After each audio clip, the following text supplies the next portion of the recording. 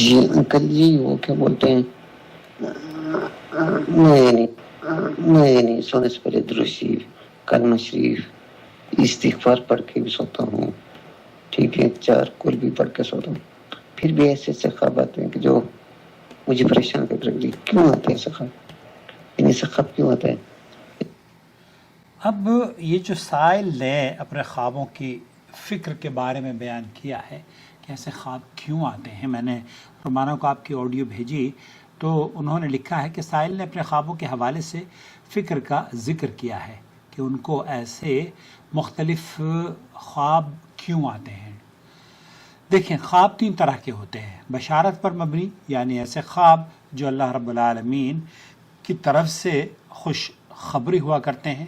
دوسرے ڈراؤنے خواب، ایسے خوابوں کا ذکر کسی سے نہیں کرنا چاہیے بلکہ اعوذ باللہ من الشیطان الرجیم کو پڑھ کر اپنی بائیں جانب 3 مرتبہ تھو تھو کر دینا چاہیے اور کروٹ تبدیل کر لینی چاہیے اور کوشش کریں کہ اٹھ کر 2 رکعت نماز پڑھ لیں. اس طرح اللہ کی حفاظت میں آنے کی دعا کر کے خواب کے اثر کو زائل کر لیں.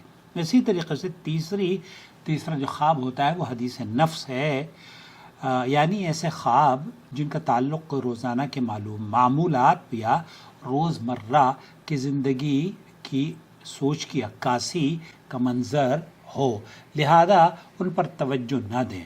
خوابوں کی دنیا ایک الگ منظر ہوتی ہے، ضروری نہیں جو دیکھا ہو ویسا ہی حقیقت میں بھی زندگی میں ہو. دیکھیں، سچ بولنے والے انسان کو سچے خواب آ سکتے ہیں. بے شک اللہ تعالیٰ کی مرضی پر مبنی ہے، مرضی وہ کبھی بھی کسی کا بھی خواب سچ کر سکتا ہے. لہذا سچے خواب کا سچا ہونا صرف اسی وقت پتہ چل سکتا ہے جب وہ سچ ثابت ہو چکا ہو.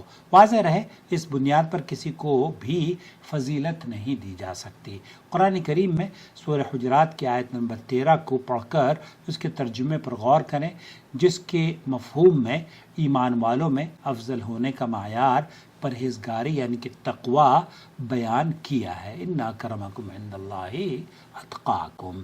لہذا دور حاضر میں موجود ہر طرح کے شرک و بدع کی غفلت، کوتاہی اور گمراہی کے دروازوں کو پہچانیں اور ان سے دور رہیں. اللہ سبحانہ و تعالی ہم سب کی حفاظت فرمائے، آمین یا رب العالمین.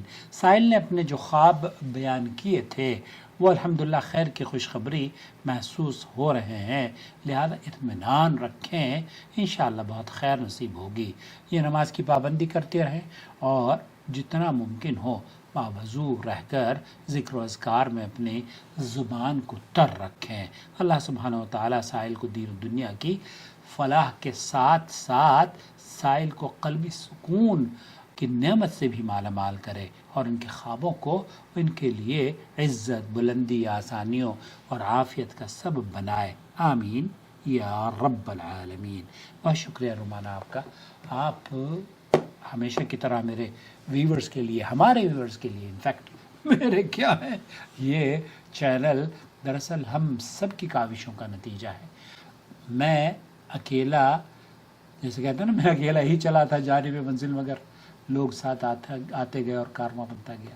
تو الحمدللہ کارواں بنتا جا رہا ہے. اس کارواں کو اور اگر آپ بڑھانا چاہتے ہوں اور اپنے نور ٹی وی چینل کے خاندان کو اور اگر مضبوط کرنا چاہتے ہوں تو اس میں اپنے رشتہ داروں کو جمع کریں.